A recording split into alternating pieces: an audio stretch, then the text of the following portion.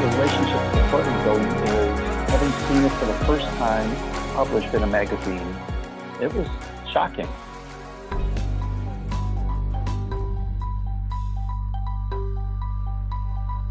My name is Patrick Burke. I'm an architect and a principal at Michael Graves Architecture and Design, and I have worked there for 38 years.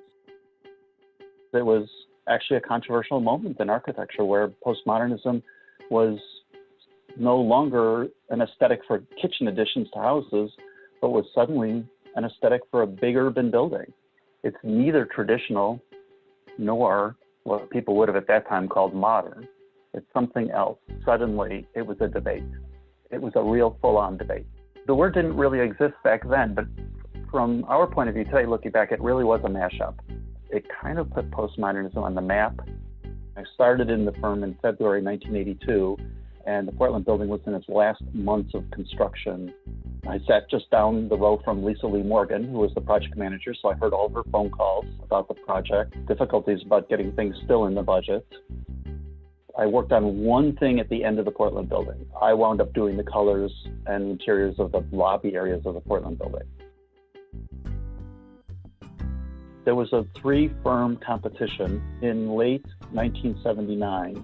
The three schemes were submitted. Philip Johnson was on the jury. Philip Johnson was an architect who, around those days, kind of stirred the profession. You know, he's sort of like the godfather in a way. He made things happen. And he was interested in this new thing starting to happen. These were architects playing with historical references and color and talking about human occupation of these buildings and speaking out against kind of these inhuman modern buildings that were being built in the 50s and 60s and into the 70s. They were becoming a little bit of a movement by that time. It took some time before this became news in the profession. Everybody was talking about it. There was a debate in every office. You were either very much on one side or very much on the other side. I didn't know very many people who were in the middle on it. It was the first big postmodern building ever really being built. There was a lot of focus on it. Michael had never done an office tower. Michael had never done an urban building. He was really a reach. He was an unusual choice. The budget was really, really low. In fact, way too low.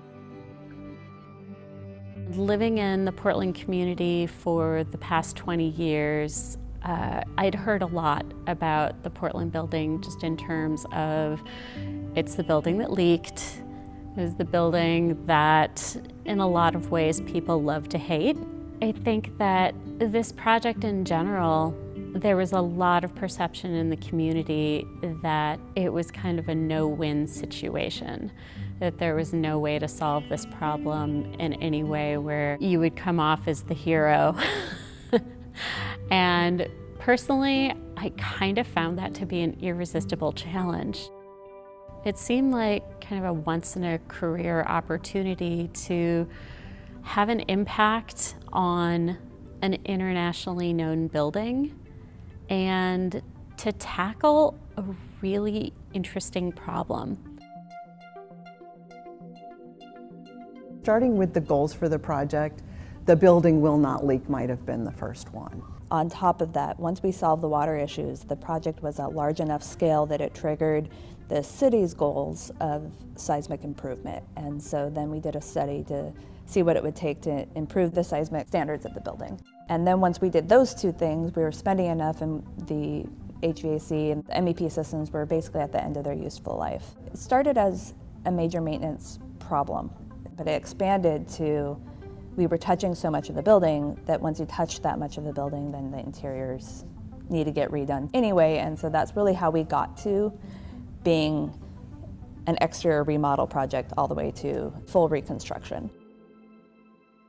For all of us, the conflict of the historic preservation aspects of this job, which well kind of goes to you fix and preserve what was designed, with the number one mandate on this project is that when we are done, it's not going to leak. We worked very quickly on this issue right up front because we knew that this was the most significant issue for the success of the project.